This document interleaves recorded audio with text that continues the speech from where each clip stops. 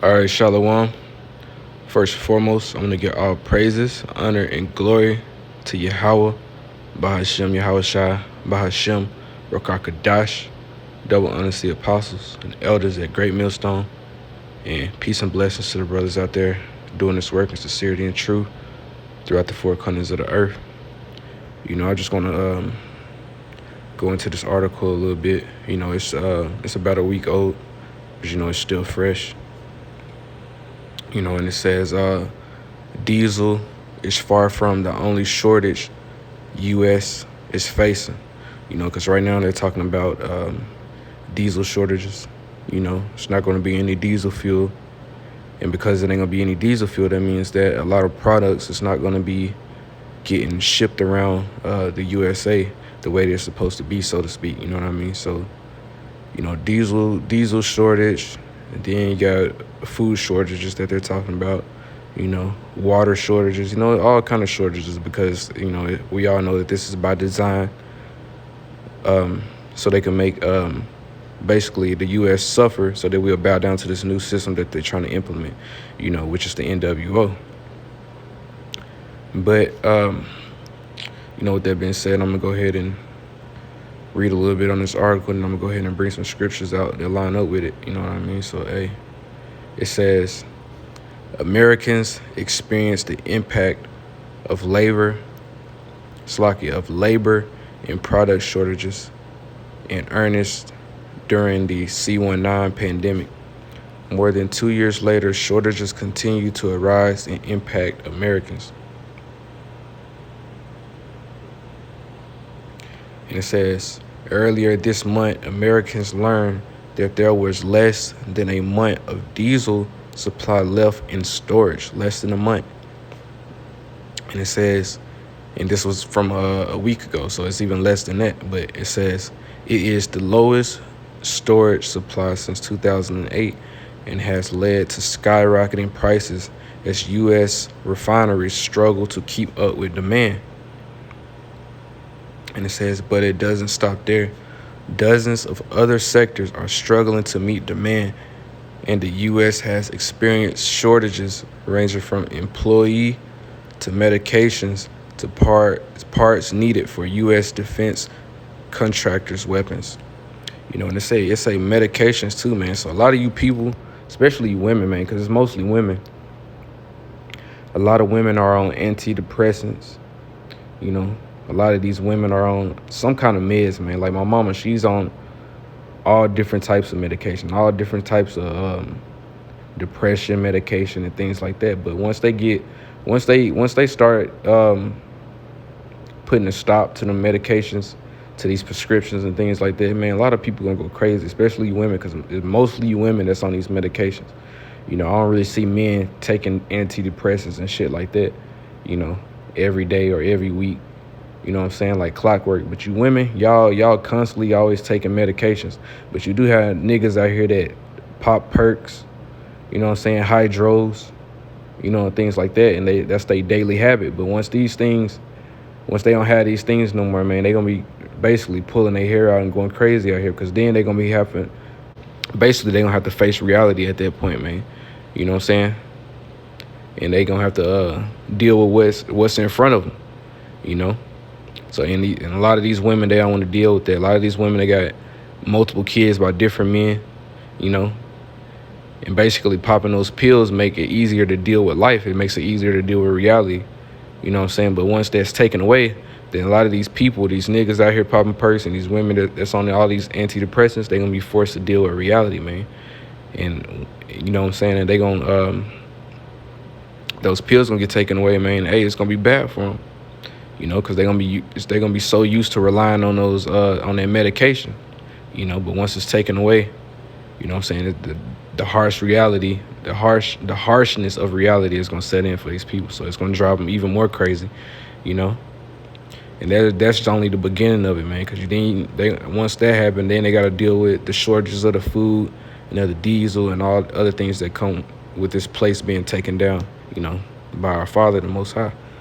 You know what I'm saying? But it says, I'm going to go ahead and read this little passage. It says butter is displayed on shelves for sale at a grocery store. Lower milk production on U.S. farms and labor shortages at processing plants have helped to push butter prices up nearly 25% in the last year, outpacing increases in most other groceries. Americans might soon see a shortage of dairy products. So it's a shortage on everything, man. You know what I'm saying? So that's why we say, hey, 2023 is finna be hell on earth, man, and the fire is only gonna get hotter from that point on. On out. You know what I'm saying? But it says Caitlin Wowack, an associate professor of operations management at Notre Dame University, said there are reasons why Americans are hurting for certain items. In diesel's case, dwindling U.S. supplies are exacerbated by a ban on Russian imports. Wowack said the Russian-Ukraine war is impeding other sectors too. It's a slow global supply chain is keeping suppliers from receiving materials in time. So of course they're gonna throw their Russia in there because they want to blame everything on Russia. But let's move on. What I'm saying? It says medication shortages. It says labor economist Orrin Levin-Wallman said this could impact other shortages as well, such as medication shortages among Adderall and amoxicillin. It says China still implements a zero COVID policy, leading to communities being locked down for weeks or months until the virus fades, which can cause a backlog of orders for certain materials and products. And it says things just don't get shipped over. Levin Waldman said it creates a product shortages. And it says food shortages. Shortages are caused by national issues too, such as logistic problems and trucking and air transport issues. For example, dairy production is down because of labor shortage, which leads to a shortage of dairy products like butter, just as the American holiday season is beginning to ramp up.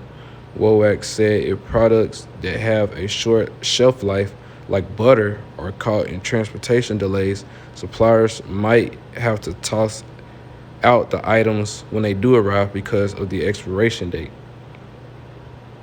And it says, in other cases, weather and outbreaks of avian flu have impacted the supply of potatoes and turkeys, respectively.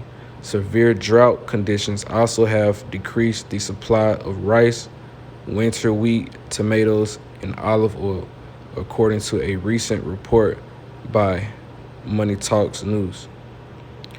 So let me go into a quick scripture real quick, and then I'm gonna come back to it. This is Malachi 1:4, and it says, whereas Edom saith, we are impoverished, but we will return and build the desolate places. Thus said the Lord of hosts, they shall build, but I will throw down, and they shall call them the border of wickedness, and the people against whom the Lord hath indignation forever. So, what I'm saying? Hey, this was during the Renaissance era, when Esau, so-called white men, they was coming back into power, and they was doing that iconoclasm thing where they was painting over our images, into their likeness, so that, the prophets and everyone that was in the scriptures basically looked like them, and this was them coming into power, by means of deceit, deceiving the whole world. What I'm saying? That's why you got this so-called white Jesus, that went throughout the whole world, and everybody bowed down to that image thinking that that's how the Lord really looked, But that was Esau coming back into power, through his deceit, by painting over the real images of the prophets, and the Lord in general. But when they was coming into power, this is what they said. It says, whereas Edom saith, we are impoverished, but we will return to build the desolate places. Thus said the Lord of hosts, they shall build, but I would throw down. So, what I'm saying? They were rebuilding, in this place now that we call America, as well as other places. What I'm saying? But the Most High, he said he's gonna he's going to throw down, you know what I'm saying? So he's going to throw a monkey wrench in their plans, man. You know what I'm saying?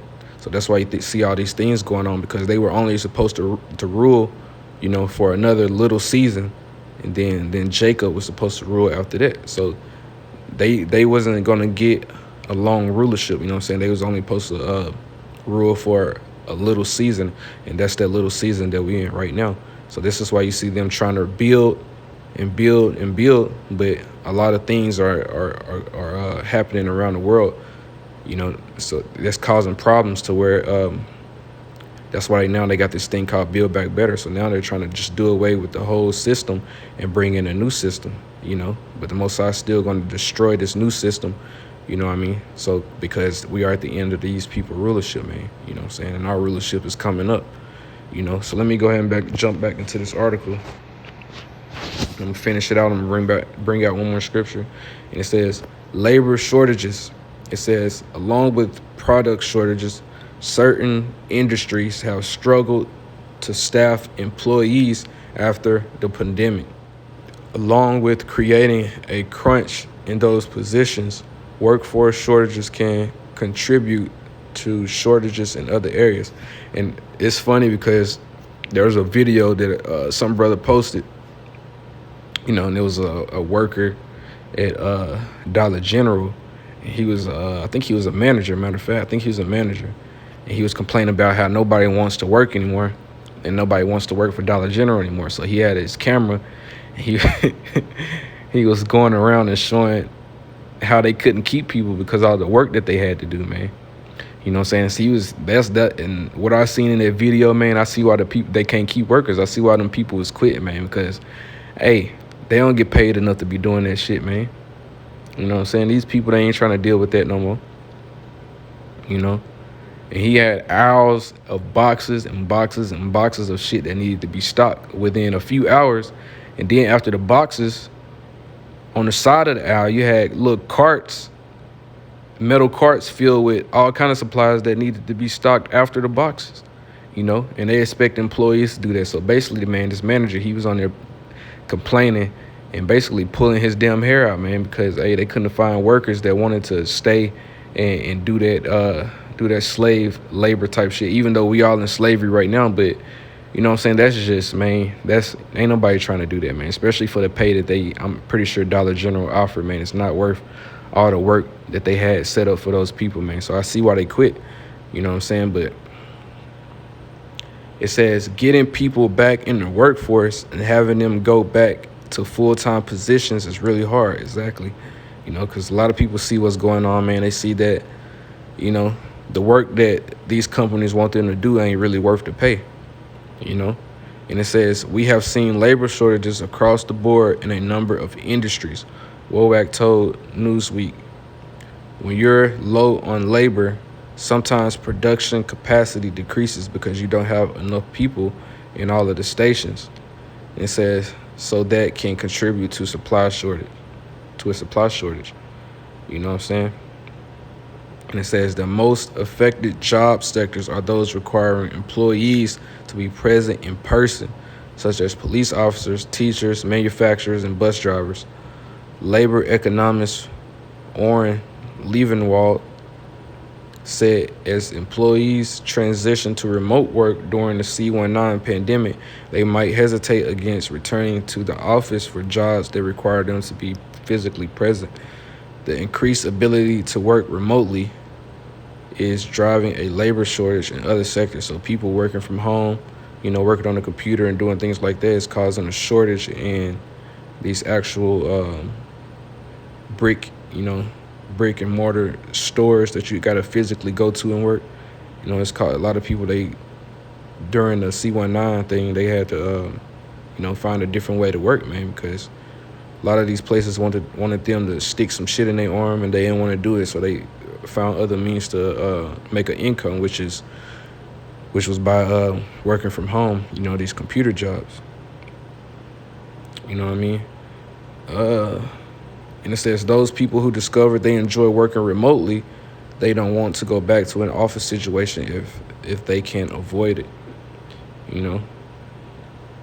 And I think this is the last little passage I'm gonna read, and it says, "Will the shortages end soon?" The answer is no. It's gonna get a lot worse, but I'm gonna go ahead and read it. It says, "Supply shortages have a grim outlook. Levin Waldman said midterm elections aren't likely to influence most shortages Americans are experiencing, as candidates are debating topics like inflation and economy, but not so much the underlying issues contributing to these topics." Levin Waldman said that one less politicians should have learned from the pandemic was sourcing industries in the U.S. to prevent global supply chain issues, but that nobody wants to discuss those issues. Nobody in the midterm right now is talking about these transformations, but those transformations are key to understanding some of the larger issues people are talking about with inflation, unemployment, and general distrust in the government. You know what I mean? So, hey, this is what we dealing with, man. Hey, it's going to get a lot worse. You know what I'm saying? So, like the scriptures say, this place, it's not going to get healed, man. It's just going to go down from here. Every year, from here on out, every year is going to get worse and worse and worse until the Lord returns. You know what I'm saying?